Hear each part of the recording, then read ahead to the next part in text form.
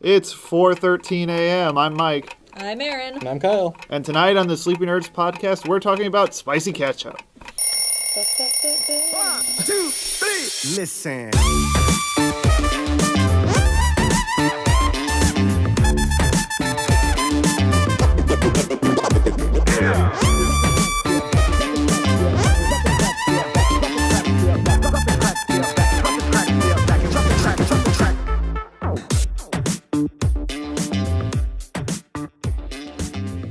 So Kyle, how's your salad?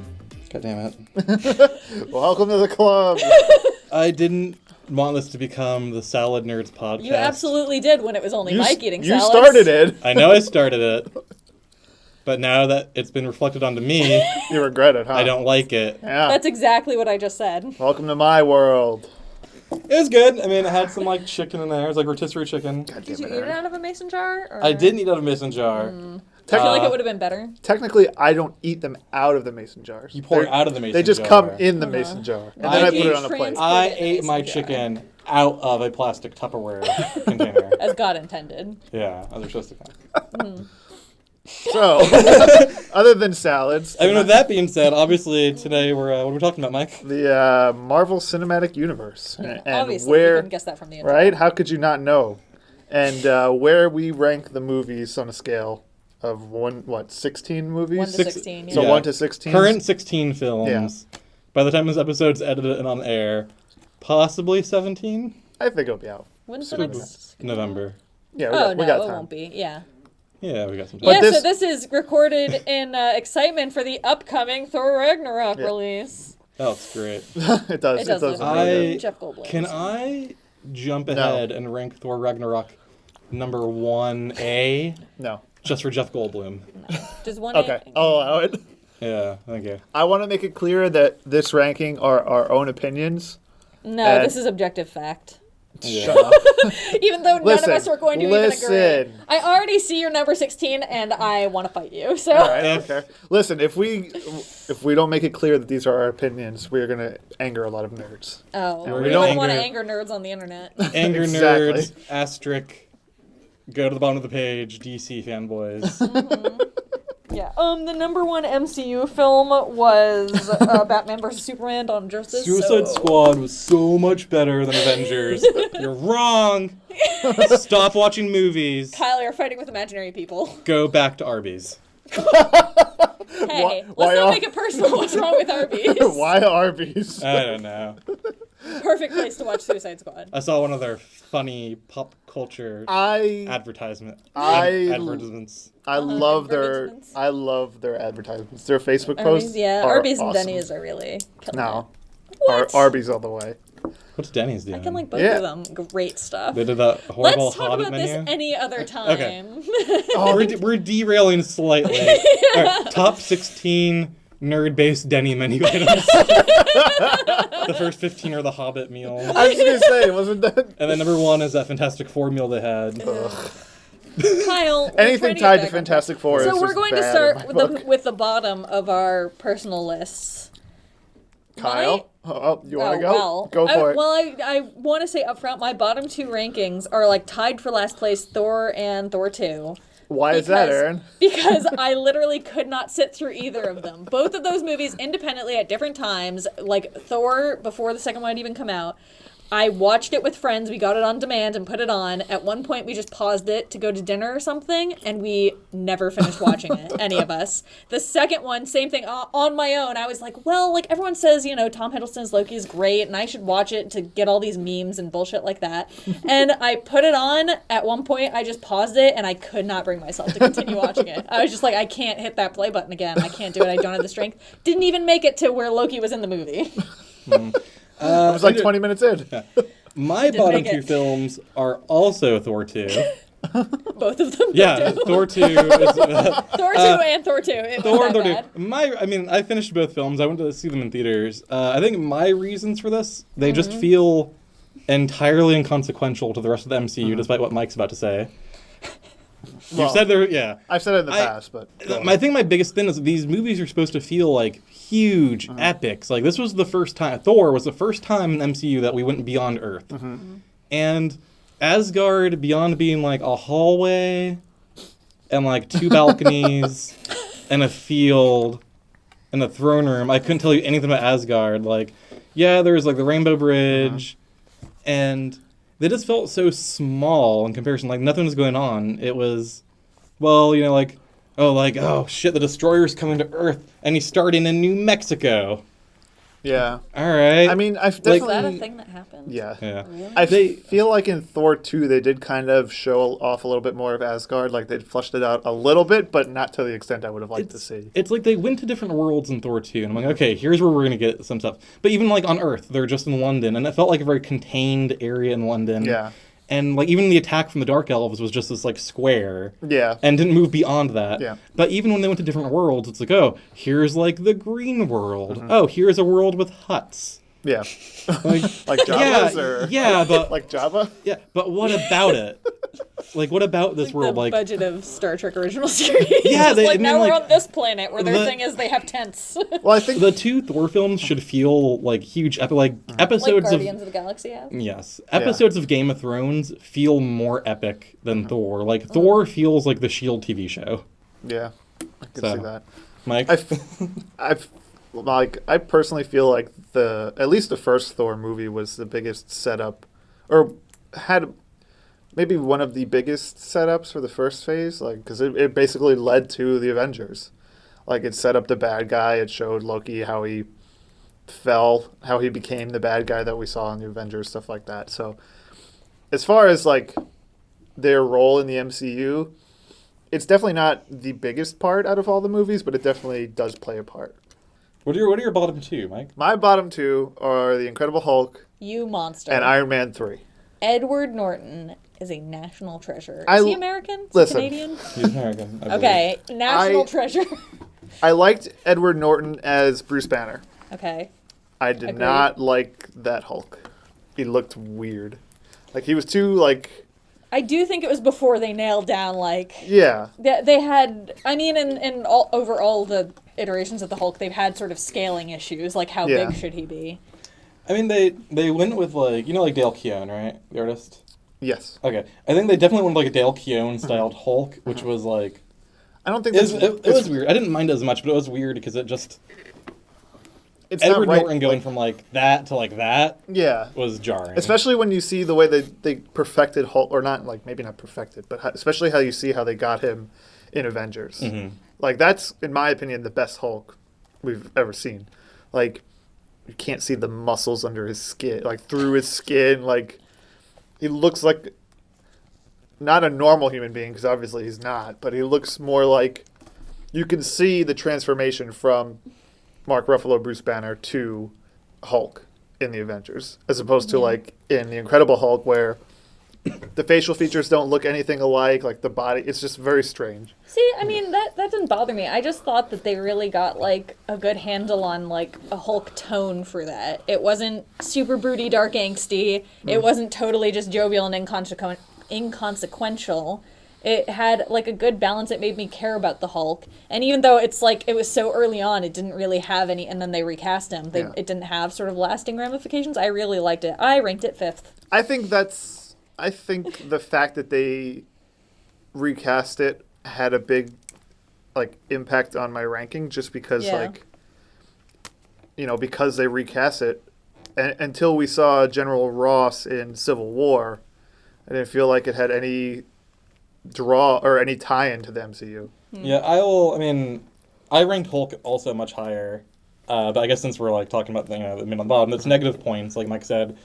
It did feel somewhat inconsequential because, you know, like, Thunderbolt Ross has just now come back into the universe. Yeah. Like, Abomination has never come back. Well, that was the thing. There was Like, supposed to be a rumor that we weren't going to see Hulk again after that, and Abomination was going to be on the team. Yeah. And then they totally, because Universal still owns the film rights to Hulk. So there was a rumor after that movie came out that Tony was going to approach General Ross and recruit Abomination and not Hulk. But we haven't seen Abomination since then, and we probably will never see him again. No Abomination. Well, no.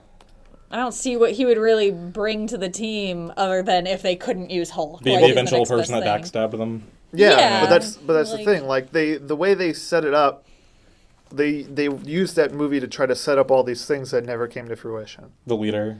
The leader never came into fruition. We never saw Abomination again, like we mentioned. Like, we're they've just now mentioned- seeing Thunderbolt Ross, but They've in mentioned like the attack in Harlem like a few times, like, but we've not. I But think the not- most time you hear about is that might be on the Netflix show. yeah. But even then, like, it's not very common. I think, I mean, like, what you're saying is fair in that, like, it being inconsequential to the larger universe, but, like, I just think as a movie on its own and for an adaptation of the Hulk, it was good. It was a good movie. IMO. I don't know. I'm not crazy Oh, well, about it. I'll get to that too. Like I said, I have Hulk ranked much higher as well. So Yeah. I just do want to say, I like all the Marvel movies. I do like the Hulk, but ranking it compared to the other ones. Yeah, I don't think there's nothing on this list other than Thor and Thor 2, which I, again, couldn't get through, that I actually sat down and was like, I disliked this. It's like I had problems or I didn't enjoy it as Yeah. much as something It's maybe not- that should have been like a disclaimer because I Yeah. also feel like Well, it's there's happening now. there's 4 Marvel films I legit have several problems with to the point where Don't like enjoy them. I mean even like the worst Marvel films I would rewatch over Yeah. like the Fox Marvel films Suicide Squad. Absolutely. or like the real Yeah. honestly the DC films. Yeah, even though these movies are ranked lower on my list, I still like them. If they're on, I'll Yeah. still watch them. Yeah. Like, if I have that as sort of a theme in my life. Like, I'll go to see a movie and I'll come out of it being like, yeah, well, I didn't understand this plot point didn't make sense, and I didn't really like the development here. And people were like, well, I liked it. I'm like, oh, me too. I just, you know, Well, you know, even when I like something, I nitpick at you're it. allowed to criticize something. You're allowed to Sure. like things you criticize. I mean, like I hate Yeah. the Ewoks, but I still like Return of the Jedi. yeah, Aaron. I criticize Batman Still like versus Return Superman, of the but I Jedi, still is all love I it. heard. Yeah. And then so my other bottom one on my list was Iron Man 3. And that's next up the list for me. That's 14, so we can go there next. I just, ugh. I was just talking about this downstairs to someone, is I think the bad ending of Iron Man 3 sort of blocked out a I don't lot even of... remember what the ending was. It was Pepper Potts Oh, going yeah. almost atomic, and then he blows up all the suits and Throws the arc reactor. Yeah, okay. I remember yeah, now. like there were moments in Iron Man 3 that I enjoyed. I enjoyed the way that they played with the Mandarin because it was just like Iron Man has such shitty villains, But that's the such thing, shitty like- racist villains that it was like, how are they gonna make the Mandarin a serious like, oh, he's gonna take him, he's the big villain, and so I liked how they like played with that. Yeah. And there were a couple of other moments in the film that are escaping me now. That was just like, oh, that was enjoyable. But then it was just like, he's just throwing all this stuff. It had that sort of scaling problem as like, I understand they need to have a way to show, well, time has passed. These movies aren't just like one leading right into another. So it was like, oh, Tony's made all these suits now. Yeah. But it made it feel just like sort of nothing mattered when he's like, oh, I can make all these I can make this Hulkbuster suit, and now I'm just going to blow it up for no reason. For me, Iron Man 3 felt more like Avengers 1.5. Like, it felt like it relied too much on the events of what happened in the Avengers. Oh, and I liked that subplot, actually, of Tony dealing with, like, the PTSD and stuff. I don't know if it had its place, if its place was in an Iron Man movie, but I liked that as a In plot. terms of Iron Man subplots, I liked the PTSD much more than when we get to my next bottom two. Than some of the subplots in like Iron Man 2, which was subplot the motion picture. Yeah, I just... But Well, so 13, 14 for me are Iron Man 2, Iron Man 3, so we can blend them if you want. okay, I mean, I had something else to add. I just can't remember what it is okay. now. But well, I'm gonna talk about Iron Man 3 in a little bit, so if you Okay. want to remember that, yeah. We'll talk about it now. We're talking about them both now. Okay, so Iron Man 2, and Or Iron Man 3. okay, Talk about your Iron Man 3 stuff. Iron Man 3. I like just on the merit of it being a Shane Black film. I like Shane Black a lot. Mm-hmm. I like that he worked like the Christmas setting into there for absolutely no reason, like all Shane Black films. Mm-hmm. I wasn't as bothered as much, like the Mandarin I wasn't bothered by just because like, how do you adapt that character into modern day? Besides just making him like, what they would have done in Iron Man 1, they would have just made him a Middle Eastern terrorist, well, which is now the Russian terrorist of modern times. Sure. I remember what I was going to say about Iron Man 3. Yeah. That was another thing that they kind of never wrapped up, like the whole what's the character's real name? Oh, Trevor? Yeah, Trevor. Like, obviously they said that he's not the real Mandarin, but there is a real Mandarin Yeah. in the Marvel universe. They've shown, I think it was on the Blu-ray for Yeah, Hail to the King? Yeah, like was it on Thor: The Dark World. It might have Blu-ray? been, yeah. But they had that short where like the real Mandarin breaks him out of prison or something like that. I think or- he shows up in prison to kill him, is the implication. Yeah, but like, so we know there's a real Mandarin. The 10 Rings are still a thing that exists in the Marvel universe. Like, and that's the Mandarin is Iron Man's big bad. Like, As much as he has one. Yeah. but that's Yeah. the thing. Like, he doesn't have a lot, but the ones that he has are big, and we just every it's kind of like the problem with like the Flash TV show. Every villain we've seen in an Iron Man movie has just been an evil version of Iron Man. Yeah. Yeah. I mean, really, For the most part. most of his bad guys are just people in armor. Yeah. So, I mean, Except where for- were they going to go besides, like, Crimson Yeah. Dynamo? Except for the most part, the Mandarin. Like, Yeah. Yeah. Well, that was a problem with Iron Man 2 as well. Is it Whiplash? Is that his name? Yeah. Yeah. It is just sort of like, okay, he doesn't have the whole suit, but he has, like, this part of it, kind of. Well, no, but at the end Well, he did. He had Yeah, the whole suit. well, yeah, like, for Well, most of it. my And- next two, Uh-huh. because we segue, Iron Man 2 is in my bottom four, and Yeah. also Age of Ultron. Okay. And Iron Man 2 and Age of Ultron, I could also blend together because I have the exact same issue with them. They're placeholder films. Iron Man 2 only felt like it existed to set up Avengers. Because, Yeah. one, going back to the shaky subplots, do you remember the Iron Man 2, like, Tony Stark being poisoned subplot? yeah. Like, I remember that. I felt that went nowhere. Like, I felt like 20 minutes in the movie was solved. I just like the culmination of that subplot was that he got drunk at his birthday party, fought with Rhodey in the pre-War Machine suit, and there was Daft Punk's Robot Rock playing while they were fighting. Jesus Christ. I thought that was so stupid, but I, I feel like loved I don't need to it. say anything else about why Iron Man 2 is ranked Yeah. in my bottom four. See, Iron Man 2 for me had a classic sequel problem, which is that it tried to basically just recreate the first one. It was just like, hey, Tony has like a sort of health problem, that's the poison plot, and then like someone gets an Iron Man suit, which was Rhodey this time, and like, there's like strippers on a plane, because, it's just like we have to see some Playboy billionaire stuff. And it was just like, okay. Iron Man 2, again, like I said, I'll kind of talk about both. Iron Man 2 and Age of Ultron I felt they were inconsequential just because they forgot they had other things going on. They had their good moments. I think Iron Man 2 had, like, I liked Mickey Rourke as kind of this, like, unhinged performance, because it's Mickey Rourke and he's always an unhinged performance. I liked Sam Rockwell. He was, like, his Yeah. like, smarmy best. I liked the introduction of Don Cheadle as Rhodey. Like, that's That was great, yeah. He's a great addition to the Marvel Universe. I love him as War Machine much better than the other guy. And I liked some of the action stuff at the end. I think it's Genndy Tartakovsky did some of the storyboarding for the fight scenes at the end. Like, when they're in that, like, atrium, I think. Yeah, when they're fighting And all the Rhodey and I were drones. fighting all the Oh, drones. Like, that's yeah. a cool moment. My favorite part of Iron Man 2, which they just announced recently, the Peter Parker Peter Easter Parker has been Mm-hmm. egg in retconned to there. be the little kid. Yep. Oh, Yeah. yeah, I heard That, I mean, See- there's no way in hell that they planned that, but just like the fact that No. they're like, oh yeah, totally, sure, it's But canon. It's Like, the okay, same- It's cool. good to be able to sort of roll with the punches that way. Yeah. It's just they had so much other stuff going on, and I'll segue into Age of Ultron. Well, see, but before you do, Okay. I think that's why I put Iron Man 2 above Iron Man 3. Is like when it comes down to it, the big sort of showdown, the big final act showdown for Iron Man 2, it was just like that good, fun War Machine and Iron Man take him on. For Yeah. Iron Man 3, it was like, oh, I'm gonna send in a bunch of shoots and blow them up, and oh no, Pepper's in danger, but I'm gonna save her through love or something. I don't know, and like.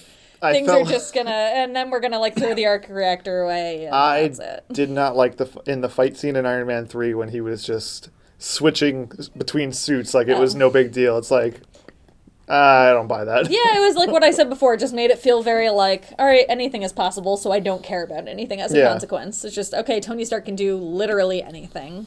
So what? Well, okay, so back to Age of Ultron. Age of I Ultron. know you're dying to get to Age of Ultron. Yeah, again, my problems with that movie It's are... the next one up the list for me, so.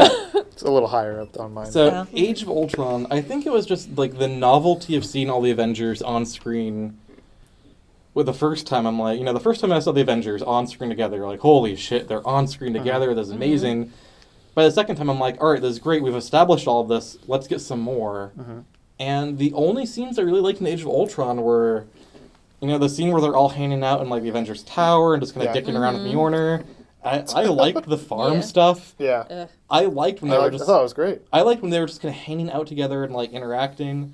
And then it's like Ultron felt so after the fact, like, they never felt worried about him. Like, like Ultron can literally control the internet. And they're like, all right. He could like, program nukes to yeah, blow up. Ultron could program nukes to like, and it's like, all right, like, so who the fuck cares? It was just- like, I hate to be a broken record, but it's another scaling thing. Is like he can do everything to destroy us, and it's like, okay, well, why are we not all literally dead then? It was, the threat was so big, I didn't believe it, you know? And it's like, I'm going to destroy the universe. He could It's like, lift yeah, no, entire you're not. cities, he could lift entire countries into the sky. He can create life.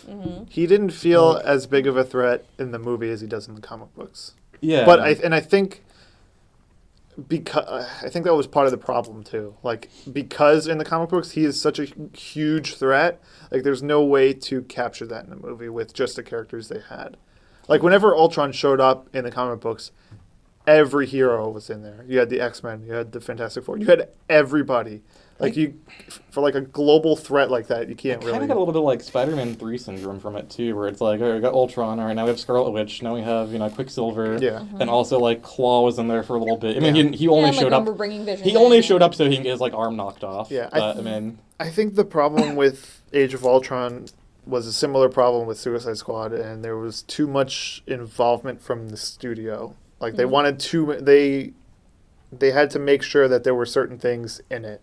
And that's part of the reason why Joss Whedon quit after that, right? Because, like, they wanted to shoehorn on all this Infinity Stone stuff, like... well, I think they held the farm stuff hostage, which is what Joss Whedon really wanted. Right. And That's they said, exactly well, what they wanted him to, I think, put the cave scene Yeah, in with Thor, when he was in that pool. Yeah. They said, if you don't put this in, we're cutting the farm scene. But What a why? Like, inconsequential, like... yeah. That Thor scene was very out of place. Right. It was just like, where is he? What's going on? There's no, like, context. It was just like, jump to this and then jump back. And It was an excuse for, like, shaky setup for another future film. And they, like, shoehorned a weird, like, angel reference into that scene, too. Yeah, that whole, Which like... is weird. Shia LaBeouf arrest alert. Sorry, guys, 1 second. I don't know, it was just... I agree with the, like, it was Spider-Man 3 syndrome. I think, like, I remember seeing an interview before it came out, before Age of Ultron came out, that was, like, it was at a, I don't know if it was Comic-Con, but something like that, a big panel, and they were, like, going down saying which, like, plot, like, subplot was their favorite, and it was like they all had different answers, and I remember thinking, and then, like, how are they gonna get all that in, like, Yeah. Scarlett Johansson's being like, oh, well, I liked the, Hulk and Black Widow plot, oh, well, I liked the stuff with Hawkeye and his family, and it was like, you're spreading yourself way There too was thin. way too much going Also, on. like, all those plots were terrible. I thought Yeah. the, like, Hulk Widow thing made no sense. Yeah, that like, was it was just weird. super Yeah, contrived. The, like, was awkward. you like the farmhouse thing. I thought it was just, like... I like the farm stuff. I mean, in a Hawkeye film, maybe I would have liked it. They'll it was never just, do a Hawkeye film. Right, but There's it was no just so, again, like, inconsequential. It was just like, okay, we don't know anything about his character except his connection with Black Widow, and then they're just like, oh, he, like, has a secret family, and it was like, like, why? And...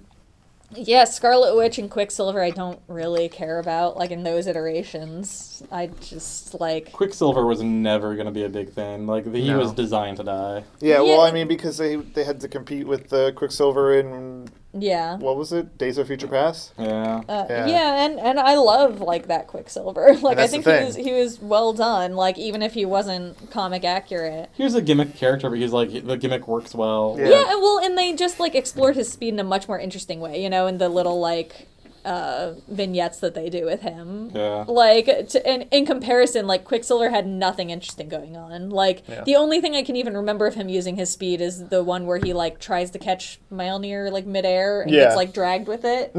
And that was, like, a cute moment, kind of, but it was also, like, that... the more I think about it, the less it makes sense with his powers. Yeah. So, it was just... And Scarlet Witch is also very, like, she can, like, kind of do anything, sort of, but, like, she isn't good at controlling it, so maybe not. Scarlet Witch is like a weird character to adapt anyway, just because Yeah. her powers are so abstract. Like, in film... I'm saying. I know we're on a podcast so you can't see me, but on film, her powers just equate to, like, throw my arms here, throw my arms here. It's not red even that, shit it's, I'm gonna, flies. like, do weird, like, crinkly motions with my fingers, and red shit's going to do stuff. Yeah. And it was just like, oh, we're gonna save a Then she had, like, the train now. weird, like, Alright. mind thing that she was doing, which, like... I know she's only been in, like, Yeah. one more movie. But, like, why didn't that show up again in, like, Civil War? Why didn't she fucking make Ant-Man think he was, like... Yeah. You know, Because she was on the same back team at as Baskin Ant-Man. Robbins. She was on the same team as That would Ant-Man, have been Kyle. a great, like, in the middle of the battle scene, it just cuts to, like, Ant-Man suddenly thinks he's back at Baskin Robbins, and he's just like, oh, and it's just him Working scooping with ice Neil cream for, like, Hamburger. 5 Yeah. minutes.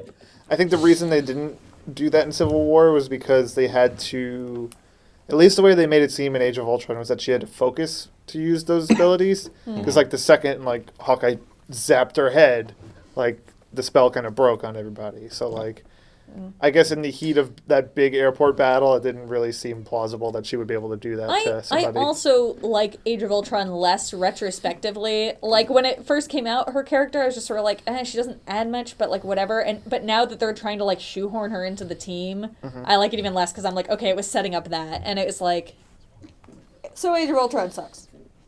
What's your next two, Erin? My next two, Age of Ultron was 12 for me. So are we at the bottom of the middle now? Yeah, Okay.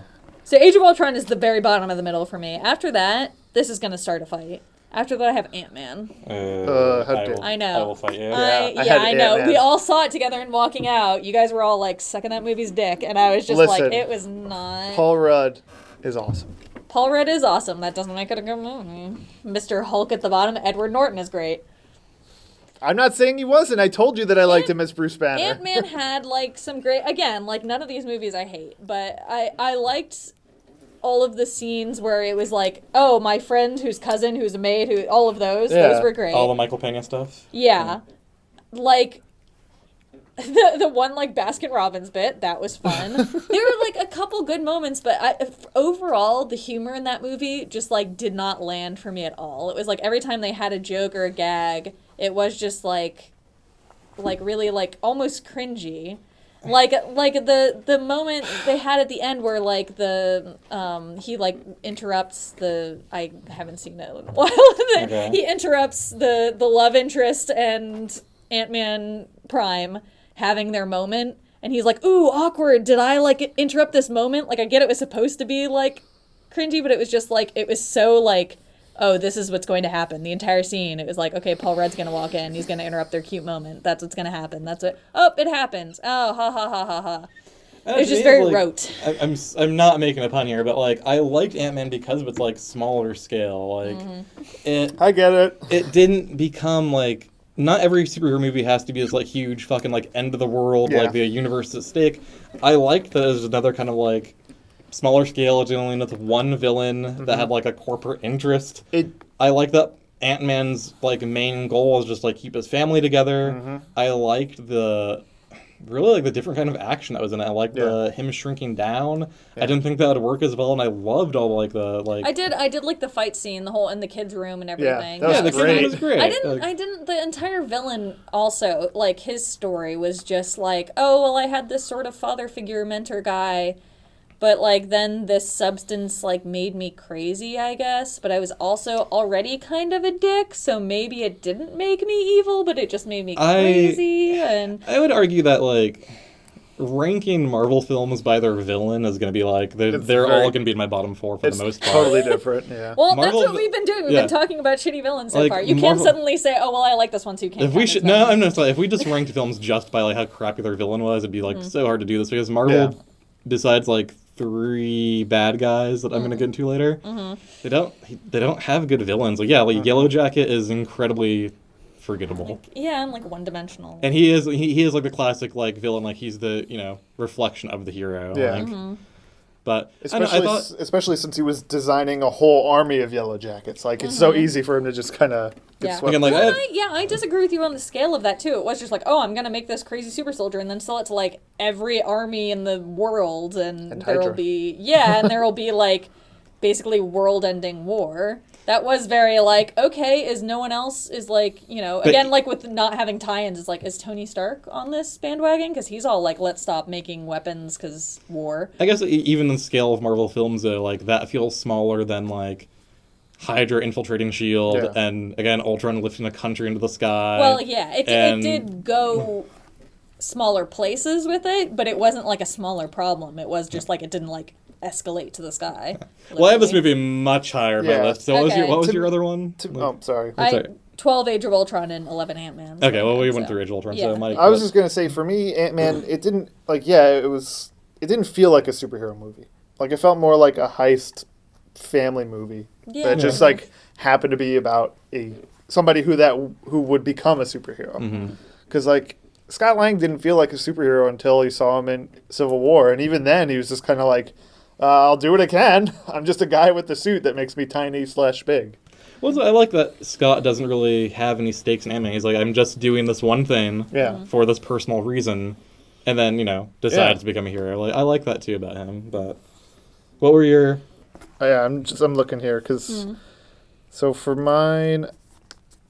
What is it? 50? What have we not gone over yet? Iron Man 1, I think. We kind of touched... I'm surprised you have that ranked that low. I get it, because I also have I moved it up my list a little bit in editing, but... Yeah, mine's like a little farther up, but not much. I mean, it was good to get everything started, but, just kind of... Like, what we were talking about, like, the villain just felt like a parallel of the hero. Like, he was just... I also felt like he was, like, barely there. Like, he got introduced pretty... I mean, like, he was a villain through the whole thing, but in terms of getting his suit and fighting, it was just like... Oh, that just happened, and now we're fighting, and now the movie's I think, over. and that's classic, like, origin superhero setup, I feel. I knew you were going to say that, and what I always think of when I think of Iron Man, the reason I thought it came out the same year as Batman Begins, but I think it was actually a couple years later. It was. Is Batman Begins was an origin story, but it had, like, Ra's al Ghul and the Mafia and Scarecrow all in it. And it's like, if... So I think that argument no longer holds up of like, well, we needed to tell the origin story, so we didn't have a time to develop a good villain or anything. I guess. But I also feel like, God, this is going to be a whole other thing. I don't feel like Chris Nolan was like telling a superhero film in that. No. Like, he wasn't telling a superhero story. I agree. Back to Iron Man. So, I don't know. Iron Man definitely did. It like spent so much time on the setup. It felt like there was barely time to have any other conflict. And I mean, that origin is a conflict in itself. It's like he gets kidnapped and has this huge conflict. I don't know if it's just by nature of, and this movie turns, 10 next year? Yeah. Yeah. Like, it'll be, 10 years old. I feel just by nature of it being, like, the movie that kickstarted the whole universe, it's like, I rank it high on my list, higher just because of that. But I think, like, over time, so many, like, better things have come out since then in that same universe that it just doesn't... Yeah, it suffers from that sort of like early adopter syndrome where it is like it was good, but now things have built upon what it did well and have added better things. Yeah. That said, Robert Downey Jr. as Iron Man is always just like originating, making that an interesting role, making Iron Man an interesting role. You can't speak highly enough of that. Because this was like, it's weird to think of now, but Iron Man 10 years ago was like a B character. Yeah. He wasn't popular. Like, people didn't like him. Tom Cruise almost played him in the 90s, and they cut it. Coming right out of Civil War, right around that time. 10 years ago, Civil War, give or take. Yeah. So and comic wise, yeah. Right, yeah. No, the American Civil War. Yeah, it was, and Iron Man fought with the Confederacy, so he was not popular. The next American Civil War. No, so coming out of Civil War, Iron Man's role is basically he's just a huge pill. He's like, oh, let's do legislation and let's ruin Spider-Man's life. And he ruined everybody's lives. Yeah, it's Captain America died because of it. Yeah, I mean, he's not in your typical sense of villain in that, but he's basically I don't know anyone who was rooting for him in that Civil War storyline. And even before that, it's he wasn't interesting, and then he became interesting only to be a dick. Yeah. So it's why? I remember when that movie was coming out, it's really Iron Man? How is that going to be? And even really Robert Downey Jr.? He took that in such the opposite direction, and it was so smart, I think, Marvel Studios to do that. I mean, you got to build up to the it's so weird to think about Tony Stark now, his personality. I feel like even in I haven't picked up a Marvel comic in a while, but I feel like they changed. Choice. They made it all right, well, Iron Man's Robert Downey Jr. I guess. Yeah, they really are have become synonymous.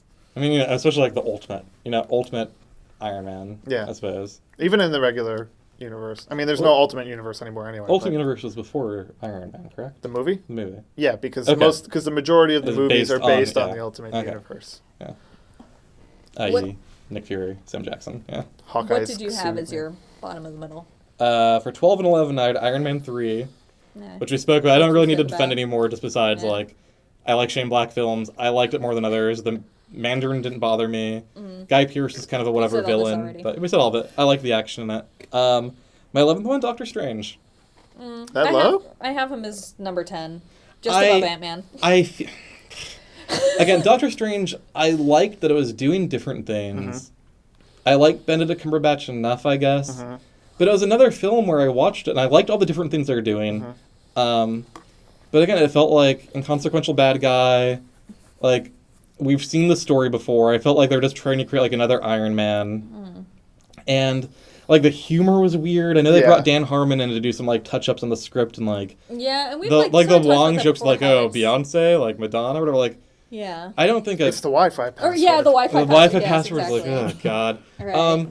I liked Cheetah Ejiofor as, like, the bad guy. Yeah. He was cool. I like... Not even the bad guy. Not even the bad guy. Soon-to-be bad guy. Soon-to-be bad guy. I like that. I think they did that better than, like, fucking Green Lantern, where Sinestro is all of a sudden the bad guy in the film. You could see, like Mordo becoming a bad guy through the film, like, just getting more and more, like, disenchanted with everything. Yeah. But, like, some weird pacing issues in the film, like... The very first scene with the Ancient One, the very beginning of the movie, they're already doing all the crazy shit with, like, the city warping. I'm like, you save that. Like, Yeah, right? let Slow us, like, down. ease it in, man. Like, take me on a date. Take me to dinner first, you know? I don't know. It's just, I liked it. And again, this is, like, a weird ranking because I still liked this movie. Yeah. I thought it had, like, the best, like, score of the Marvel films. Like, don't give me that fucking look at me. It had, like, a really memorable score, which the other Marvel films don't really have. Yeah. Yeah, like Guardians. Pff. That's not That's not not the a score. That's the soundtrack. That's a soundtrack. No, I'm The not talking soundtrack about of- the soundtrack. I'm talking about the score.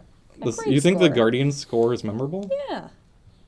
Can you whistle a tune Well, from the Guardians? I can't whistle a I could- tune from any of these. I could movies. whistle the Who's the main tune. composer from the Guardian films again? Kyle, ask me to name Anyway. any composer from any Anyway. movie. Back to Doctor Strange. But Doctor Strange, I liked it. I liked all the crazy alternate reality stuff. I liked the ending. The ending wasn't a big, like, slugfest between him and Yeah. Dormammu, you know? Yeah, I It was like him that. outsmarting. Yeah, that was really cool. And that was good for his Yeah, character, great. because that's what Doctor Strange would do. Yeah. I liked that. But I feel like it had a really good ending to a really middling handling of magic. It was very, like, abstract, like, with the sling rings, and it was just like, oh, I can't do this because of my hands. And they're like, oh, well, here's a guy with no hands doing it. And it was like, okay, well, then what is it? What do you use to control this power? Well, it's just, like, magic and stuff. And I think it was weird for, like, Thor's already established, like, oh, well, on your world, you call this science. Like, Yeah. yeah, but all this is taking place in our world, so do we call... I wouldn't call this Lane Ring science, like, I guess, unless you're talking about, like, string theory Yeah, and, like, quantum physics and shit like Really that. is- Like, yeah. like, no, like, she's So like, was no, it- on our world we have magic, too. Oh, okay. And it really, like, did that, like, it did it not in a musical montage, but just in a montage of, like, he went from, like, not being able to do, like, the most basic thing to now I'm like, The oh, I'm Sorcerer reading, Supreme. yeah, every single He's book stealing in the library. books in the library yeah, behind stealing every Wong's book, back. yeah. And then I, like, get my cape and then I, steal the Infinity Stone and all this stuff. And it That was just, was- like, there was no, like, okay, well, what clicked for him? I didn't get it other than, like, she put him on the mountain. I get that for, like, okay, now I can make the little basic portal, but it was like, oh, and suddenly everything is easy. That's it. I liked it. I did not like the Infinity Stone setup in that movie. Nope. I did not like that they made the Eye of Agamotto an Infinity Stone. You don't mean you didn't like in the last 2 minutes of the movie, they, in a hurry, got panicked and linked it to the other Marvel films? You don't That's like that? yeah, no. I That's think fine. I think what they were trying to do. I don't have a lot of investment in Doctor Strange as a character outside the. He's a movie. cool character. Yeah. I think that it was cool to see that other side of the Marvel universe, like the mystic side, as opposed to like the cosmic and like the normal side. I agree. But the way it was so unnecessary to. I mean, ugh. I'm so annoyed by that because that's not what the Eye of Agamotto is. Like, it's like, oh, it can't do all these things because of an Infinity Stone embedded in it. So, like, what happens when Thanos comes and gets that? No more Eye of Agamotto? That's, like, a big part of Doctor Strange. No more Doctor Strange? Yeah, like, no more Doctor Strange, no more magic He just after that? brings out of Like, existence. Yeah. So, Hold on. Explain to me what the Eye of Agamotto is. it's Because other than the thing around Doctor Strange's neck, I don't. Like, it's not that it's a source of his power, but, like, I forget. oh, so it's super important and you can't explain what. It's crucial to his character. He It can't is, but exist it's- without it. It's like a thing. It does magic I stuff. guess I think it gives him access to abilities that he wouldn't necessarily have on his own. So, like it did as the Infinity Stone. Like Angry all these Nerd, time-based powers. Angry Nerds, can you angrily comment on our YouTube page and correct Yeah. Mike on not knowing what the Eye of Agamotto Correct is? him and tag me so I can learn what the Eye of Agamotto. Yeah. I want to Bing it, but I don't know how to spell it. I got it. Of I got it. I got it. God damn it, Erin. All right, what did you say your bottom middle to? Yes, you did. It was, yeah, Iron 3 and Doctor Strange. Okay. Well, and Doctor Strange is my number 10, so this is lending. My next two have already been covered. Doctor Strange and then Iron Man 1 is my next one up. Okay. I had Doctor Strange a little higher on my list. Okay. Two T's and Eye of Agamotto, apparently. So we covered. We're on our top 10 now. So we're in the top 10. Yep. Okay, so my 10th one is Age of Ultron. Okay. We talked about Yeah, that one a little bit yeah. already, so I guess I'll just move up to number 9. Yeah, we're getting to a point where it's sort of like a, measure of degrees rather Yeah. than Yeah. like, So this was terrible. my number 9 was Cap, the First Avenger. I ranked that higher, but I Yeah. want to hear your reasons. I mean, it was good. It introduced the character. It was a cool setup, but I'm a stickler for things coming out in order that they are meant to be, like, chronologically. Okay. So for me, I feel like if Cap was supposed to kind of kick off the Avengers, not like he The was the first Avenger. If you yeah, will. like he was the formation, like he led to the formation of Shield and like the search for heroes and stuff like that. I feel like that should have come out first, but like I can understand why they didn't. Like as a movie itself, I don't know. I think it was good that they got some successes under their belt Yeah. and, Yeah. sort of laid a little groundwork. Like an Iron Man, they had a I Shield think it would have been movie hard to before sell, that. like, all right, we're going to make this movie. And, Captain America had other live-action films that, like, weren't great. Yeah. I think it was hard to sell, for the very first movie in Marvel, all right, well, it's going to be a period piece. Captain America is not going to wear his Captain America uniform until halfway through. Yeah, he's not actually going to fight any Nazis or fight anyone legitimately off of a stage until halfway So through. I think it was a very hard sell, and I liked that they had stuff established like Howard Stark, so he can come back into the film to get like some backstory on that. I liked all that. Like I had no issue with that. I agree. I had it higher up. I mean, Cap is my favorite Avenger, so I I'm have it slightly much higher biased up too. So there I'll have. too. But like, my main problem with it was the pacing, and when it came out, I didn't like that they made Bucky like his age. I wanted His him counterpart? to be like a sidekick more. But I've come to like. Well, I think for like what I know they're- like talking about like realism in these films is like a moot point, but I feel if Captain America was running around a World War II battlefield with like a 12-year-old, It would be a little. it'd be a little irresponsible. Yeah. I liked it. I like his character. I like what they did with him and Bucky. I thought the CG was like a little weird. Like skinny Chris Evans was a little like, Yeah. ugh. But I feel that could have been much worse. It's not nearly as Oh, it distracting could as have like. sure. But I thought overall, again, I had it higher up. I have it number 6. So I mean, I I still liked a like lot of it. it. I think it did a good job balancing that sort of laying the groundwork for other Avengers movies versus telling its own story. There were never times like in Age of Ultron, where like the Thor and the pool thing, Yeah, Age of Ultron. where it was just like, oh, it cut away and there was an inconsequential scene to this movie, but it was setting up something else. I thought they integrated that very well. I mean, I like it. Just I think compared to some of the other ones that I have higher on the list, it wasn't up there. Well, that's fair, I guess. So, Right. moving What are on. we? Yeah, what are we at now? That was number 9 for me. Okay. So we've gotten through those bottom middle 4. My Sure. well, I haven't gotten to my 10 or 9. Oh, okay. What are your Yeah. 10 or 9? 9 was Hulk. I think Aaron's pretty much gone over all the points. I like the Hulk movie. I liked the Hulk on the Run fugitive angle. I liked Edward Norton as Bruce Banner. I thought they did a good job of the Hulk. I think it was much better than like fucking Hulk dogs and Absorbing Man Nick Nolte. Yeah. I liked all the stuff in South America. I liked the college campus fight. Tim Roth fucking stole I that forgot to movie. talk about Tim Roth. I love Abomination's Tim Roth. great. I like the setup, the Captain America super soldier serum with that. Yeah. Like Tim Roth, like the scene where he injects a super soldier serum for the first time and goes running across that college campus to fight Hulk, gave me faith for the Captain America movie. Where I'm like, oh, this won't look silly. Like a human-sized person fighting the Hulk won't look dumb. I liked that a lot. Although when he was running across that field, it did look a little weird. It didn't look like his legs fine were with it. hitting the ground all the time. Yeah, it's fine. That's part of the serum. My number 10, though, is Civil War. That low? Yeah. What? Really? And listen, this is the thing. I thought Civil War was like your favorite. No, it's Really? not. No. And again, these 4 are ranked just under good. I like Civil War a lot, but I like the Captain America movies so much that Civil War felt like Avengers 2.5. Mm-hmm. Yeah, And it felt much more focused on like Avengers shit than like Captain America and Bucky shit. I felt all that stuff got kind of like backseated to Captain America and Iron Man's relationship, which is fine, but kind of could have been its own Avengers film.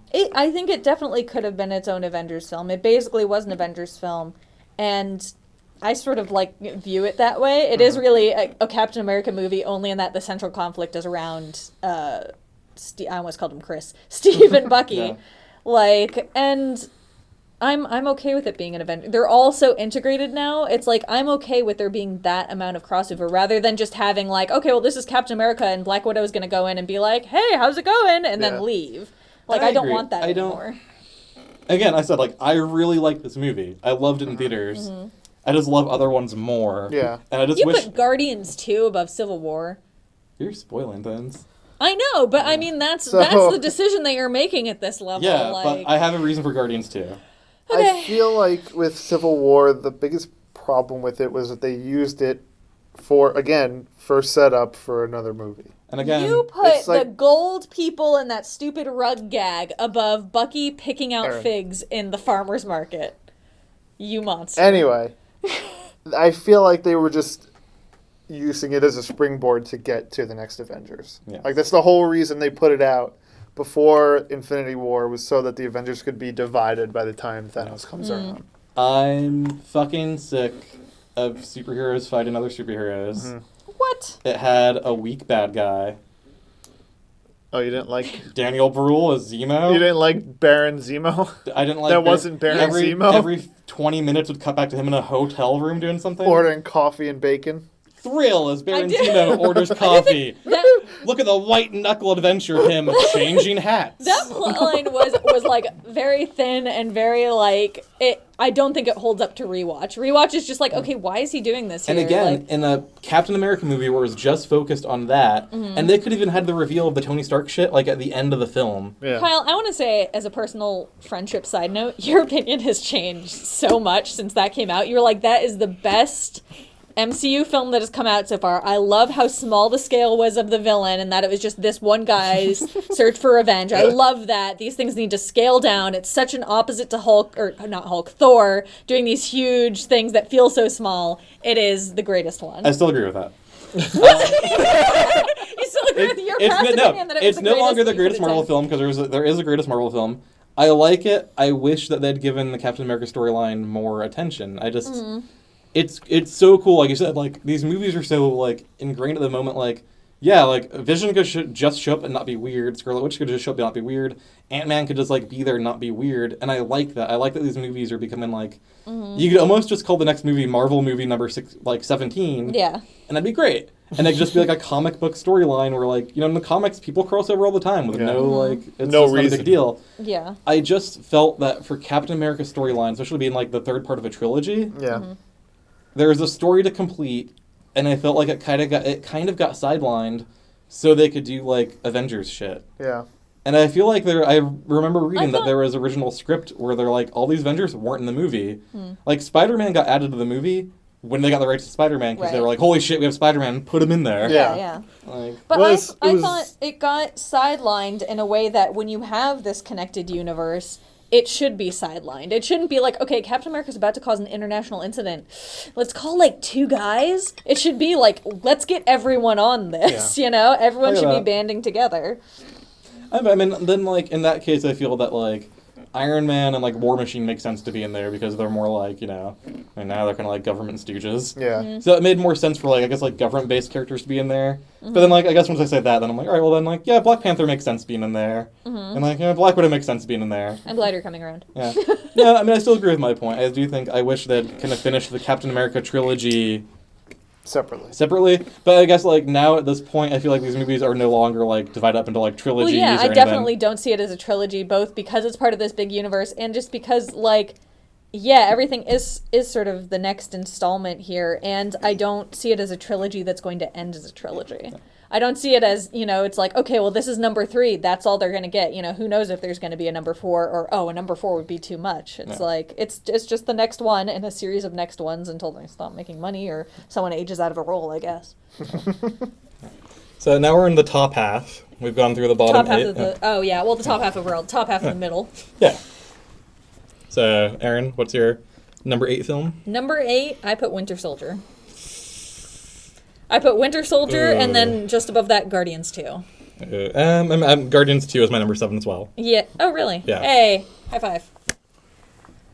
My number 8 was Guardians. Edit that to sound better. So. Edit in, hand clap effect. Add echo to it. Those were, and I think it sort of bears talking about together. Those were both films that had some very strong aspects, and then some, like, just, okay, they were all right overall. Like, Winter Soldier was another one I watched. I didn't see in theaters. I saw it like a year after it came out. And I think that like tainted my experience of it because all I knew was like from going online and seeing all this stuff about Bucky and like how amazing it was and the next thing and like and reading fan fiction about how like amazing it was going to be when he joins the Avengers and all this, BS.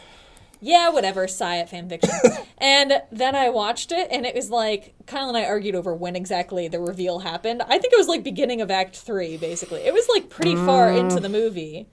And I was expecting it to be like... I would say maybe... Like the midway point, like a little after the midway point. Midway of Act 2. Because after that, they still get captured. They still are freed. They still meet with Nick Fury. They still plan the whole... bringing down the helicarriers, and then I would say, like, the planning of bringing down the helicarriers was, like, maybe at the beginning of Act 3. So, I don't know. I would say maybe middle-ish ending of Act 2. It felt very late into the movie. Already knowing the reveal, it felt very late into the movie, It was just like, oh, okay, well, when's, not even, like, when's everything going to be solved? Mm-hmm. It was just like, when's Steve going to realize it? I like that, though. Just like... I like that, though. I like that they revealed it later, because this way he can go all out against the enemy, not knowing it was a friend. Like, for their first couple of encounters, like, you just, like... There's this guy, he's coming to try to kill me and Scarlet Witch and all my friends, and I need to stop him. Like, he just goes, like, all out. And then when it's, like... That's a less interesting conflict to me, though, than, like, this is my friend, he's trying to kill me, but I also, like, don't want to snap his neck, Like, right. I don't, like, I can see Captain America beat the crap out of, any generic bad guy, like... Whether he's a great fighter. Marvel has no shortage of villains that you can just say, oh, he's an amazing fighter and pit them against each other. I want to see, like, more of the conflict where he's like, I can't just shoot him in the face. Not that Captain America shoots people in the face, but, I'm glad they saved that for the final battle, though, because, like, if they had revealed it earlier on in the movie, every encounter they had, he would have just been, like, whining and be like, okay, I can't fight him. I can't fight him. That's the other thing, too. I thought there were, this is a weird complaint to have. I thought there were too many... encounters with that. It felt repetitive after 3 total encounters, I think. The one when he shot Nick Fury, the reveal fight, and then the one at the end. Maybe they were just long fights. They were. There's other fights in the movie that like there's like the elevator fight scene, which Winter Soldier wasn't there. No, I think like she's just saying like there's so many other fight scenes in the film. It felt like there was more. Felt like a lot of fights going on, and then like finally we get the reveal, and then it was like I don't know. I just wanted more scenes. I wanted more interaction where we're talking about what are we going to do about this, And it was just like, it's Mascot. Oh no, it's Bucky. Okay, well like let's go punch some stuff, and then it's over. There's really only 2 fights with Bucky. Like the first one, he could just kind of... It was a chase. He just kind of chases him and throws a shield at him, and then that's it. It actually had sort of the middle of a trilogy syndrome, which is like it was not going to solve anything. It was never meant to solve anything. Right. It's setting up part 3. Which again, like when I'm not viewing this as a trilogy, I'm viewing it as the next installment in the Marvel Universe. It was kind of like... I was going to make a point, but I remember you like Return of the Jedi more than Empire Strikes Back. Yeah. So, Great. But it doesn't... it doesn't resolve its own plot line. And it's our the main. entire audience just sighed at that Did you fact. hear that, Erin? No, I Yeah, didn't. there's like a million voices calling out at once. All right, Obi-Wan Kenobi. All right, Ewan McGregor. But I would to your God point. damn it, Erin. I would argue like almost in none of the Marvel movies, like I guess like they've contained like plot elements, but like the Marvel films just feel like one continuous story now, so it doesn't even like really bother me but, because I I just mean- know it's gonna like more is gonna get resolved. I know we Like, already talked about it. Who was the villain in Iron Man 2? Whiplash. Whiplash. Did he get caught at the end of Iron Man 2? He died. Did Died. Fucking Yeah. died, Did like they shit. did they resolve it? Was Rhodey War Machine like What?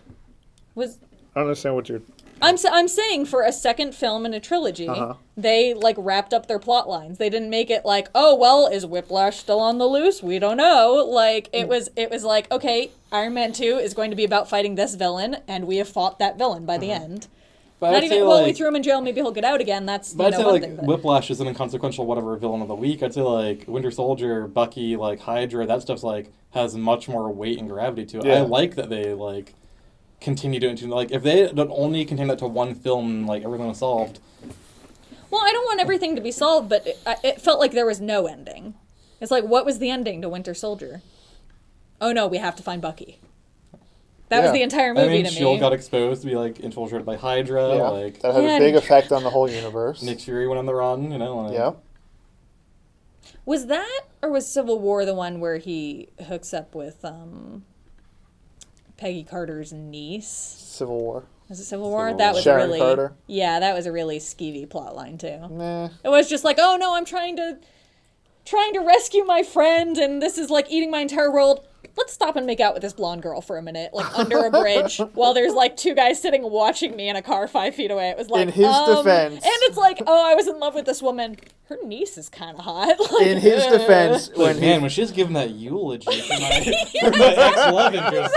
like, I really like the way she also loved her aunt. Like, in his defense, he didn't when he first started, like when their interaction started, he didn't know that they were related. he didn't, but he didn't really pursue Although- her. He didn't pursue her in that capacity either. He was just sort of like, oh, there's this cute girl. I might be interested in her because like not Scarlet Witch, Black Widow was like trying to get him to date. He invited her to use his Washing laundry machine, machine or something like well, that. we all know that means sex. So. But I think it was weird that Nick That's Fury. clear code for come bang on my fold-out couch while we listen to Bing Crosby records. Yeah. What was weird was that Nick Fury knew that she was related to Becky Carter, and he's like, you just Yeah, like let's See get what these happens. lovebirds That's together. Nick Fury's sick Just fetish. overall, Nick Fury I really matchmaker. like people falling in love with someone and then falling in love with their niece. I mean, very, very niche planned the whole- porn. He has very few opportunities. That's where he went after Winter Soldier. He was trying to hook another one of those situations up. I mean, he was hoping that Black Widow and Hulk would get together, right? Like he's like matchmaker to the Avengers. He's like writing his fan fiction, like, Well, see, now you're making him more sympathetic to me. of course I am.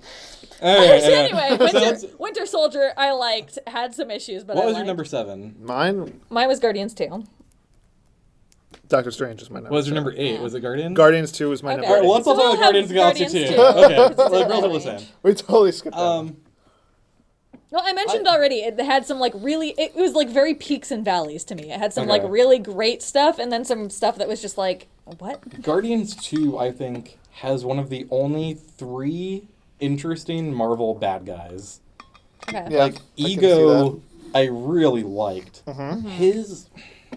I get it was kind of like another... It wasn't like really like an end-of-the-world type plot. But, like, I got his motivation. He was, like, legit, like, a terrifying, shitty person. Well, not person, but, like... Thing. Like, a Entity. legit, like, shitty entity. Like, you know, they go, like, under, like, a better well, himself, and they find out all the bodies of his, like, previous dead children. That was Him- fucked up. Like, yeah, That him, was- like, revealing, like, putting the tumor in Peter's mom's head was, like, a... That was also fucked up. Like, that reveal to me was one of the only, like, for a Marvel film, for me to be like, oh, shit, like, that's a crazy reveal for this movie.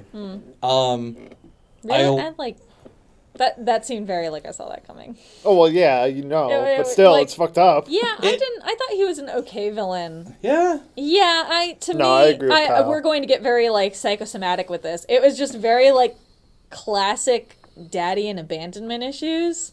It was very like, I never had a father, so I'm going to do whatever. I'm going to be blind to all of his faults now that he's here. We're going to literally play catch, and I'm going to.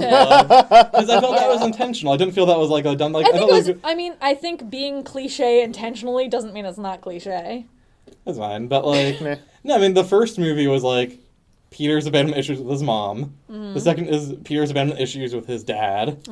I'm curious for the third film what he feels abandoned by. I liked that they brought it around with, I can't remember any names right now. It is so fucking late. Bluey McBlue. Yondu.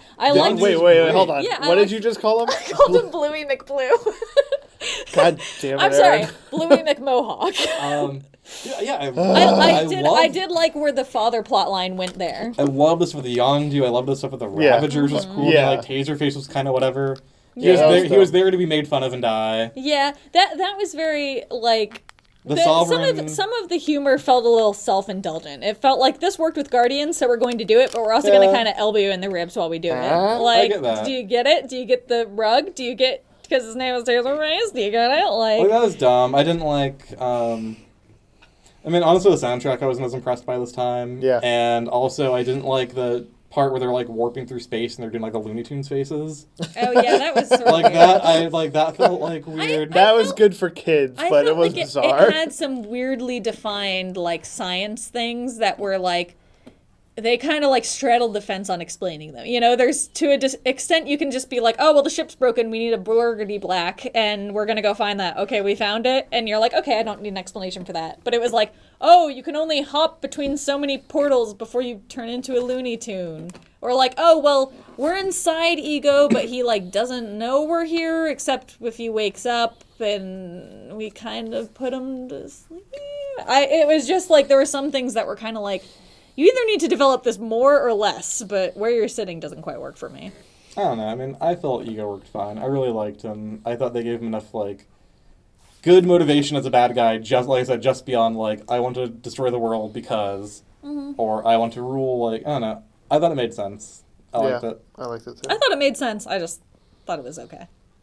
That's I fine. thought he was okay as a villain. Can we talk about how cool the original Guardians team was? Yes. And how I didn't understand a goddamn word Sylvester Stallone was saying? Yep. I thought he was speaking an alien language.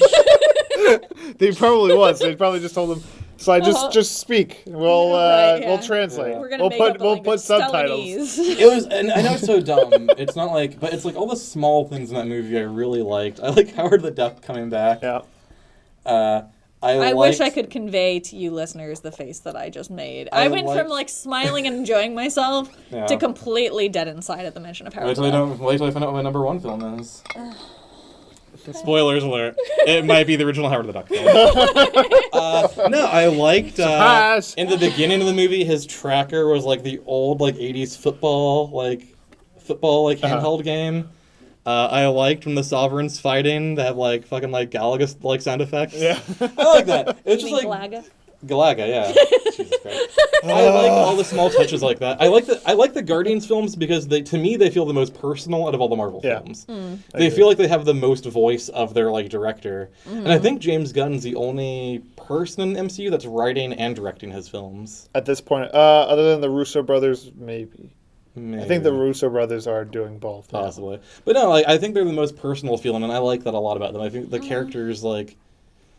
I think they do a good job of being personalized, but also of fitting in. Yeah. Which, I mean, they're like in the outer reaches of the galaxy, so they don't have to totally, Captain America doesn't need to show up in those. But they also, in a way that Ant-Man didn't to me, they feel like they fit in.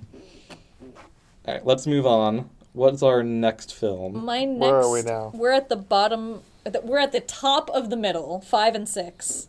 And my two have already been covered. I have Incredible Hulk as number 5 and Captain America as number 6. My number 6 is Winter Soldier, which we talked about briefly. My number 5 is your first Captain America. My number 6 is Spider-Man Homecoming. The only reason I have Winter Soldier so low is because of the things I have ranked above it.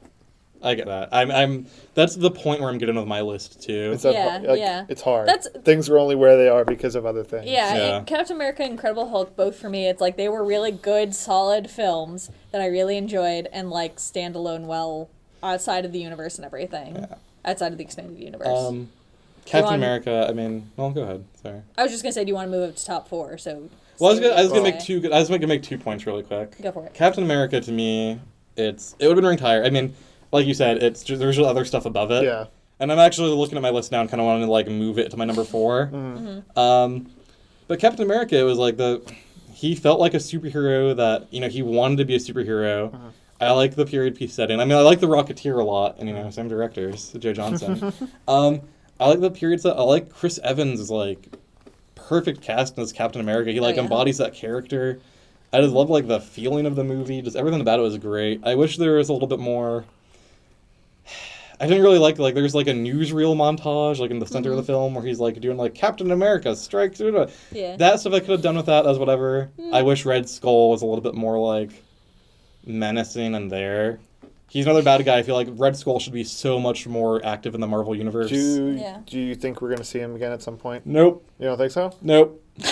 I think we might. They've done so much like keeping Hydra like an active part of the world. It seems weird to me that Red Skull hasn't already come up again. I feel like Hugo Weaving not wanting to do the character anymore is the reason Arnim Zola was in Winter Soldier. Totally forgot that was even Hugo Weaving. I've not seen that movie in a long. I don't think I've seen that movie since it was in theaters. See, Hugo Weaving really is liked like, it. I no longer want to do this children's nonsense. Where's Transformers 4? I think if they throw enough money at him, he'll be back. And I hope we see him somehow in the Infinity Wars coming up. Because it would make sense. Yeah, I would like to see him back. I just like all the Captain America shit. Captain America's my favorite Avenger as well, so. And then my number 6, I think I already see you guys have it ranked a little bit higher. Mike has it ranked higher than me. You have it a little bit higher. Spider-Man Homecoming. Yeah. I think by virtue of just being like another Spider-Man film, But I wasn't as excited to watch it. Tom Holland's the best on-screen Spider-Man. I think that they really like nailed the tone of what Spider-Man should be. It didn't Yes. feel like just another Spider-Man film for me. It felt like the Spider-Man film. Like Right. the one we should have had from Yes. the beginning. I think my initial excitement going in was I wasn't excited as much because I've seen so many Spider-Man movies, but I agree. I get that. Watching, I'm like, yeah, this Didn't is wanna the be best. burned. This is the best Spider-Man. And again, Vulture, top 3 Marvel Yeah. villain. He's great. Because his I agree with motivation that. was not like, I want to take over the world. It's like, I need to provide for my family. That was great. Like a personal It was. motivation. Yeah. And the reveal with him was great. Oh, For the those of reveal us who is didn't have awesome. it spoiled. Yeah. Yeah. We saw that in theaters and heard audible gasp when he opened the door.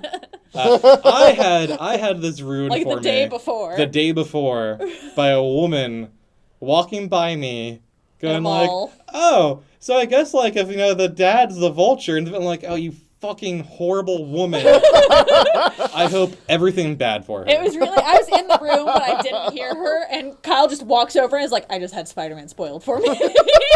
but no. It was like his child had been murdered in front of him. I liked Tom Holland was great. I loved the balance of who Spider-Man should be as a high school student. He's trying to balance his work life, for lack of a better term, and school life. His school life and his popularity suffers because of it. I liked his friends. I thought they were contributing. His friends were cool. I thought MJ was like sort of lame. Oh, she was whatever. She was I like still don't feel like, a even though modern they Manic called Pixie her MJ, I feel like she's not. not. Yeah. yeah. I mean, I felt like she was very like high school. I'm going to be quirky because I'm going to be quirky. Yeah. And then they're like, hey, this reveal at the end, and it was like, yeah, like obviously. What sold me on Tom Holland as Spider-Man was in Civil War when he was talking to Tony in his bedroom and he was saying how he lived his life to that point as like a nerdy kid who never played sports, like he did all this stuff and then he got powers and he wanted to do those things with those powers but he couldn't because it wasn't expected of him. Yeah. Like that's Spider-Man. Like Yeah. like he knows that he could do these amazing things but he can't do them when people are around because it will be like out of character, I guess. Almost as if he were some type of amazing Spider-Man. I thought Spider-Man Homecoming set a good example that I hope more films follow of starting the superhero story in media res and skipping the origin story.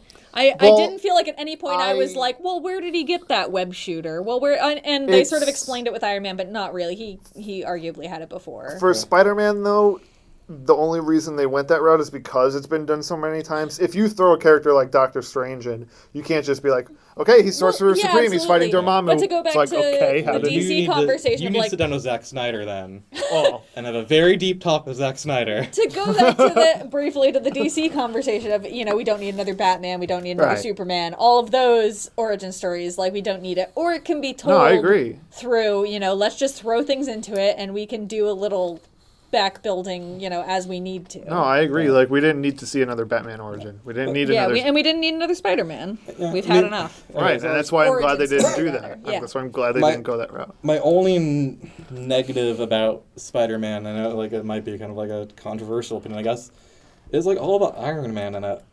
Like, I liked Iron Man showing up, even though, okay, the limo ride in the beginning, I was like, alright, fine, he's there. They do, like, the funny, like, hug gag, like, out of the car. I'm okay with it. But, like, when Spider-Man, like, fell into the lake and got saved by, like, the, like, Iron Man suit without him in it, it's like, okay, like, we don't really need this. Like, this is kind of whatever. I feel like he just could have shown up for the beginning and the ferry boat rescue and the very end. Like, him talking to him, like, oh, like, what's going on? And he was, like, at the Washington Monument. Like, even that is kind of like, do we really need, like, him, like, on the phone right before? Like, oh, what are you doing? Like... I didn't mind that as much as I minded, like, the Iron Man built suit sort of bugged me. To me, it takes away a lot of, like, Spider-Man being, I don't know, self-made, I guess. And it's sort of like, well, if we can just build an Iron Man-esque suit and give it to people, then why aren't I watching an Iron Man? And, like, why does it matter that he has superpowers if we're just sort of giving him all these crazy gadgets? I'm okay with it for a few reasons. One, because, like, Spider-Man, like, okay, the Tobey Maguire movies and the Andrew Garfield films, both are like, all right, well, here's my shitty costume, montage, Yeah. here's my Super- professionally yeah. made super guy, like, Right. all right, whatever. So I'm fine with it in that aspect, and I'm also fine with it, like, Spider-Man wasn't supposed to have all those gadgets, like, he unlocked all of that, you know what I mean? Like, he was never supposed to have that stuff, he was in the Trinals program. Right. And I like the idea of Tony Stark being, like, kind of, like, so up his own ass, they'd be like, well, look at all this cool stuff I could put in, like, a leotard. Yeah. Like, he was never supposed to have it, and I like that as more of kind of, like, a hindrance to Spider-Man. Like, Yeah. none of Yeah. that was, like, a good thing. Like, he fucked up more with it. Yeah, I but I did thought like- it detracted from my being able to enjoy Spider-Man doing Spider-Man stuff. It was like, oh, we get to see him fumbling, and it was funny. It was, watch him, like, fumble around trying to figure out all the settings, but I was like, yeah, but where's the part where he actually does the stuff and is good at it? And we got that later, but... We got later, and I think we got it before, too. I think it was good to show that, like, Spider-Man is his, like, own hero. That's, he walks away from everything at the end. Yeah. And goes, I just want to do my own thing. And I think that part was kind of, like, important in establishing that, like, hey, I don't think I need this. It's actually kind of, like, hurting more than helping me to have you, like, around in my ear. So, top 4. So, Spider-Man Homecoming is number 4 for me. So... Okay, well, I'm going to say my number 5, because I'm pretty sure you guys have it ranked higher. Oh, okay. But my number 5 was Avengers.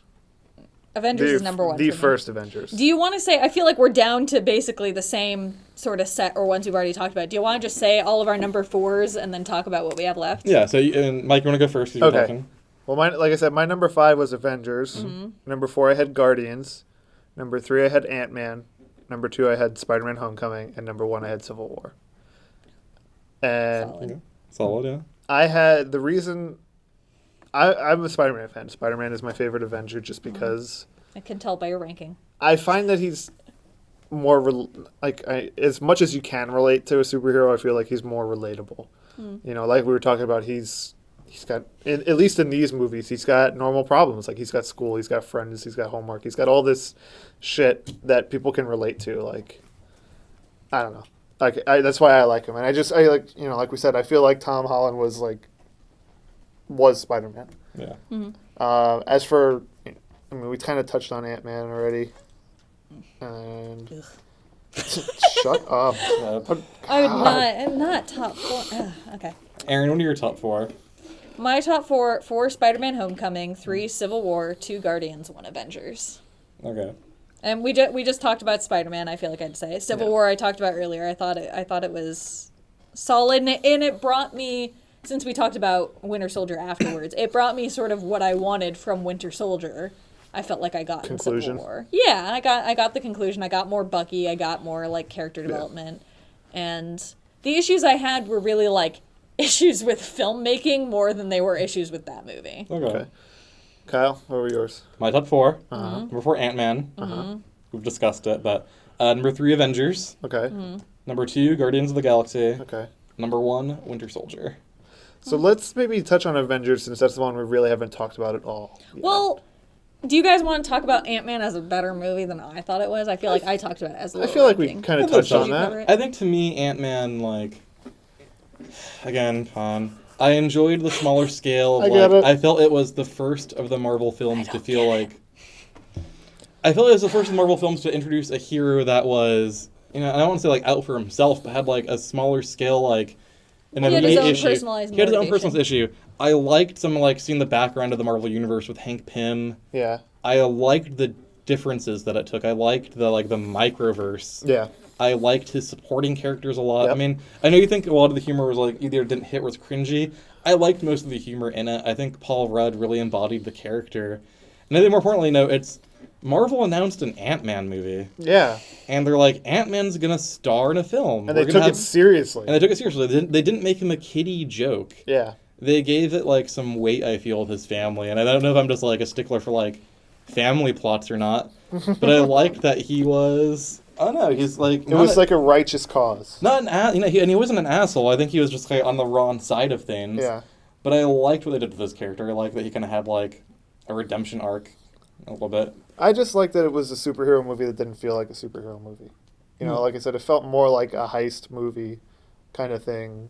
It had more of like an adventure feel. Yeah. I think. But Like, it didn't feel like, oh, we have to go defeat this big bad guy. Mhm. Like, we have to go stop him from taking over the world and doing this thing. Like, I don't know. It was a different feel to it, and I like that.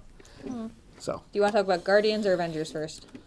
I mean, I kind of touched on Guardians when we talked about Guardians 2, right?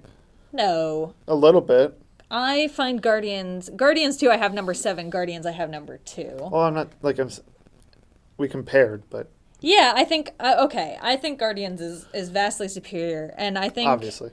Yeah, and I think a lot of that was because it was original. I think, like Kyle just said about Ant-Man, well, both of you just said about Ant-Man, it was like, when they announced Guardians, it was like, really? You're going to do Yeah. that team with, like, Rocket Raccoon on it? And a like, fucking tree. yeah, like, what are you talking about, Marvel? Like, it's going to be Marvel's first big flop. Like, who cares? And it was great, and it was great in a really unique way. Yeah. Like, it brought the whole soundtrack in. It brought, like, all this crazy. I also love Nova. I should disclose that. Nova, like, Richard Rider Nova is, like, Yeah. one of my favorite heroes. So I just liked seeing the Nova Corps. What? Do you think we'll ever see Richard Rider Nova in a movie? I hope so, but Or I doubt do you it. think they'll go straight to what's Sam? Sam? Yeah. What do you Fucking hate think? Sam.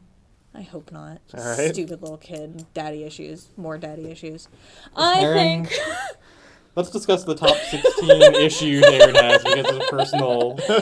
I just like. Let's not. I like Richard Rider, and I don't. I think it's been so long since he's gotten a story. Haven't they said they're bringing him back? Yeah, they brought him back already. Did In they? the comics, I'm pretty sure. What? I might be wrong. I stopped following Marvel a while ago. Okay. Well, For I good heard they reason. were bringing him back, but I was like, I was so like Just so they can turned kill off him again. by like the whole Sam thing. I like tried really hard to read that story and enjoy it, and I just didn't. Anyway, I'm sorry. I'm like in 18 different places. I liked seeing the Nova Corps.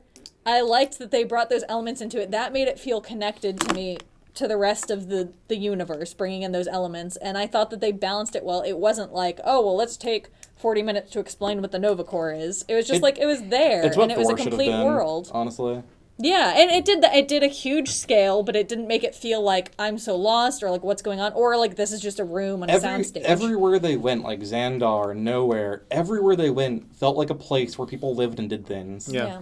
I also love Cosmo. I should say. Cosmo's great. I love Howard the Duck. No, but Cosmo was great. I No. wish he came back and talked. All right, so I think we all have Avengers in our top 4 as well, correct? No, you don't. You It's 5 for me, Five, just yeah. because Yeah. of the things that are higher than it. I think, honestly, I kind of had to put it in there. Top 4, it's a great team film. Yeah. The build-up paid off with everyone, I think. I liked Loki as a bad guy. I was think, gonna like, say, like, speaking Yeah. of great Marvel villains, Loki, he has the yeah, most they made charisma, good use of great use of. Loki. Do you feel... I don't know why I feel this way, but I feel like if Avengers had flopped they wouldn't have continued? Do you feel like they were too invested at that point?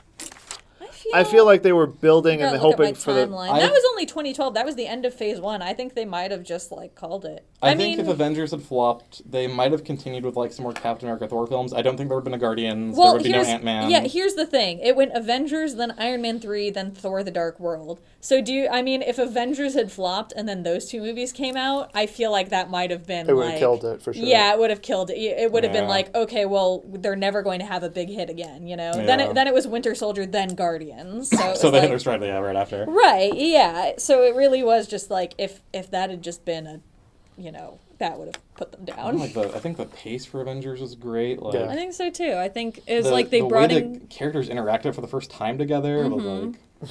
Absolutely. I felt like everyone had their role. It wasn't just like, oh, we're shoving these people on the screen. It made sense the way they interacted, and it was fun. It gave us a Hulk. Yeah, the good Hulk Was great. I love Mark Ruffalo as Hulk. Yeah, I agree. He's an awesome Bruce Banner too, I think. Yeah. I like him.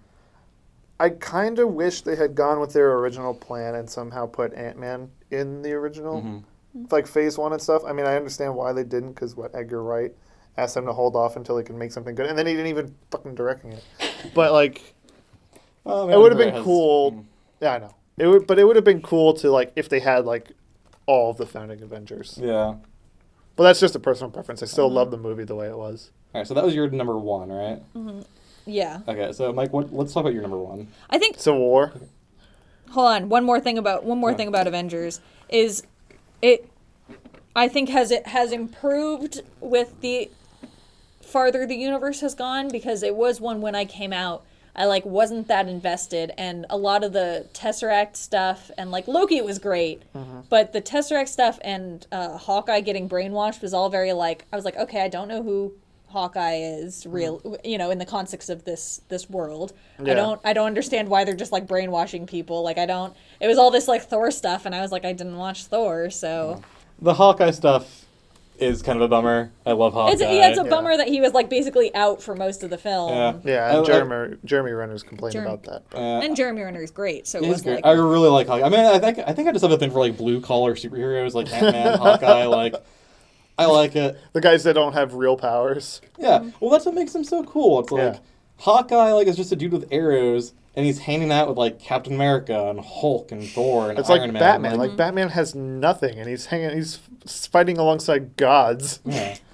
Well, then, in the same way that, like, war gave Batman a good thing to do, it was, like, I felt Avengers gave everyone a good thing. You know, even when the city's falling apart, they're like, okay, well, like, let's focus on helping civilians as well as, like, killing all these aliens. Yeah. It was, like, they metered out their time well, and they didn't just focus on one or another. Yeah. Like, I think in our first episode, we talked about, like, how would a, Daredevil crossover in the Avengers work, and it is, like, well, if they're still doing this stuff, they're like, okay, well, this building collapsed, let's evacuate people. It's still... Or fight like the grunts, like... Yeah, like they did a good ensemble film. They did a good like world impacting film where they weren't just like it wasn't Man of Steel where it's like, okay, well Metropolis is a crater now. Like we're just not going to address that. We could just save the shitting on DC for another day.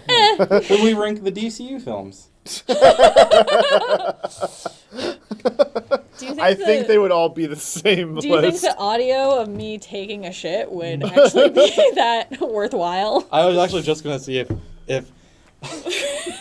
the episode's just 45 minutes of silence, and it sucks. Just at the end, like... Roll credits. Yeah, but Wonder Woman was good. So that's all the time we have for tonight. Let's bring it back and finish up this Marvel one for right now. You talk about Avengers yours, and I'll talk great. about mine. Okay, so my number one was Civil War. I think it was just... I like the Civil War storyline in the comic books. I know they were still pretty... Generous with the... There was, yeah. I liked, just a little piece about that, I liked Civil War in the comic books, and when they were like, oh, it's Captain America Civil War, I was like, how in the hell are they going to adapt that that was to my a original movie? thought, too. And so I'm glad they went another direction in a way, because it was like, that would not make a good movie. I don't know. I feel like for me it was just like... I'm not a big fan of things that, like, rely on heavy, like, they force feed setup into you.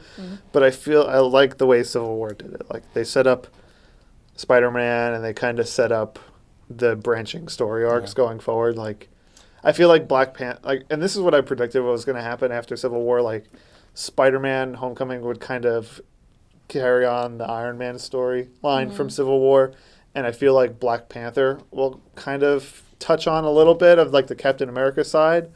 But I mean, I might be wrong. But I'd be surprised. If it did? I know Bucky's in Wakanda, but like, I feel beyond like an Easter egg or like a funny cameo. He Yeah. just like. I was gonna say, I feel like it'll become that setup thing at the very end of the film where they're like, "Oh yeah, Bucky's still here," you know, and they'll do something. I feel like that'll his affect the cameo next is going to one. be like someone's fighting and they knock over like the thing he's in, or Freezer. someone like a cleaner, or someone's like unplugs dusting. Yeah, someone's like dusting the front. Yeah. I also say like we didn't talk about it before we talked about Civil War. I like the non-obnoxious setup of Spider-Man. yeah, Yeah, it felt Like he just wasn't there. I liked Yeah. I liked times where he was like, well, I gotta go get a guy because I think he could help out. I like that. yeah. And in retrospect, I like in Homecoming where they show like the other side of that. Yeah, all the Him little recording vlogging at the himself. I beginning. enjoyed Yeah. that too. My number one is Winter Soldier. The Winter Soldier to me was the first superhero film since Dark Knight that felt like a superhero film didn't just have to be constrained to like the superhero movie, like I don't know, like the filmmaking style, I guess. Yeah, it felt a lot like a It was an espionage film. yeah, Which is yeah, great. a Like, spy film. Yeah, and I know like a lot of my movies are on here because I'm saying like, well, I like this genre and this felt like this genre, so it's like automatically up here. Yeah. But it's true. Like I love like Robert Redford being in there was great. Like they got some like good actors in there. I love the introduction of Falcon. He was a character where I was like, he could have gone either way. He could have been like a whatever cheesy like slogan like yelling sidekick, but they made him like a really With an fleshed actual out bird. character. Yeah, well, yeah. But like I'm so glad they didn't do that. but they like no, I love Falcon. He's awesome. I Yeah. like it was. See, he was another. I mean, it's more of the same. But I liked his introduction of Winter Soldier, but I felt like he really hit his stride in Civil War. Okay. It was like I felt like I got to see a lot more of You like, don't oh, think he hit his Falcon's stride kicking in ass, Ant-Man. and that I Erin. forgot about that scene. That was a good It scene. was great. No, I loved the introduction of Falcon. I thought it was the best like Black Widow performance we've got. Like where Because she was conflicted. she was complete. I like that. The Nick Fury stuff was great. I love the reveal of Hydra. Like even the Arnim Zola stuff, I thought was like kind of cool and creepy. Yeah. Like him on like the weird like old school computers and like Yeah. like the computer took up an databank. entire room. I totally forgot about that. That was fun. I think it had some of the best action in the movies. Like it's Captain America, like how I wanted to see Captain America fighting people, like hand-to-hand combat, like he was being a soldier. Like I don't know. I thought the same way that like Dark Knight was like a mob film that just happened to have a superhero in it. I thought Captain America was an espionage film that just happened to have a superhero in it, Yeah. and it was great. They treated it like it was an actual movie first, not like, well, we're making a funny book film. Yeah. Like, and not to say that Marvel does that, because I don't think they do. I think, for the most part, they take a lot of care with all their films, except for Thor. And I think that's changing. Yeah, it definitely looks like it. Thor 3 looks fucking great. I think it's late in the game, but I think Thor 3, they're finally course-correcting and saying, like, hey, we can go crazy with this. Like, Thor's a crazy character. Like, all the different planets and the Norse mythology and the Asgardians. Yeah. Like, I think they're looking at Guardians, the Guardians 2, and even stuff like Ant-Man, and saying, like, you know, we can get weird with this. Like, we don't have to be, like, they have Yeah, all, we don't like, have to take this silly character and make it super serious. yeah, or super like, epic. like, it has, like, the Jack Kirby influence in there, which looks awesome. Yeah. That, like, him fighting the fucking Hulk, which looks great. Which I'm like, curious to see. the how- Planet Hulk storyline being wrapped in there. Well, not even that. Like, how the fuck did they get Hulk? Like, how did the Collector That get is- the Hulk off of Earth? Yeah, that's my only problem with like Hulk in the entire universe since the Avengers reboot of him is just like his backstory, like what he's doing is so ill defined. It's like, oh, now he's like in where was he, like Central America or something? Calcutta? Like, was it Calcutta? I think so. Okay, so now he's in whatever country, helping like orphans, and now he's like over Yeah. here, and now he's on another planet. It Yeah. is just like, does he have a day job? I mean, Yeah. is he permanently on the No, run from the yeah, well, that's the government, thing. or- He is, but the question, like, how the hell does he get into space? Right. And how does in that But I mean, in it's the day and age? if they were like, he's an astronaut, like that's his backstory, it would be like, okay, I But guess he's they never not. said he wasn't. The last time we saw him was at the end of Age of Ultron. He was on that ship, or that Quinjet that was flying, which they said crashed in the ocean. Or they thought crashed in the ocean. And then that's that. How does he get from on that Quinjet to in the the Grandmaster's Yeah. palace, wherever the hell they are? I want to know. Maybe we'll find out. Tell me, Jeff Goldblum. Tell me. Yeah, I hope Jeff Goldblum personally can answer that question. I hope I the want him- next 5 Marvel films are just all Jeff Goldblum. I want Jeff Goldblum to look at the screen and say, "Listen, Mike, this is how I got the Hulk. In the middle Here's of the Thor movie. detailed step-by-step process of how I got him here." every person Why is named Jeff Mike Goldblum in the always movie. telling me to kill people? You have that too? He's usually telling me to kill my father, but... And we got Anyway. Marshall. All right, guys. Jesus Christ, I don't. It's later than much later than when we started. Yep. Thank you for listening. We'll see you again soon. Have a good Bye one. forever. Hey everyone, if you enjoy listening to the Sleepy Nerds podcast and want to hear more from us, you can follow us on Facebook at Sleepy Nerds Podcast, Instagram and Twitter at Sleepy Nerds Pod, and you can also subscribe to us on YouTube, Podbean, and iTunes.